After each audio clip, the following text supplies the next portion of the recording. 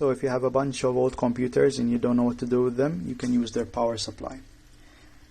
This is the power supply that came with this computer. And each power supply has an ATX cable. The ATX cable goes into a socket like this, into the motherboard, which I removed. So each pin will either give you 3 volts, 5 volts, or 12 volts, thereabouts. And they come with ground wires. So the black wires are ground, the red wires are usually 5 volts, and the orange wires are usually 3 volts, and the yellow wires are usually 12 volts. So you can get a variety of power outputs from your ATX cable. I decided to combine wires such that I have 9 volts as an output, and I'm powering this battery powered bin. Now the bin uses batteries. It uses 6 batteries. Each battery is 1.5 volts.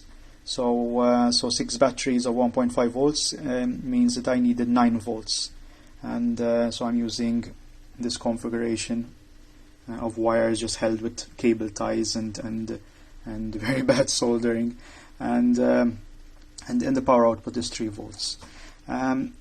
The way power supply units on computers work is that they need a constant supply of voltage, and if it varies a lot, and then the power supply will switch off.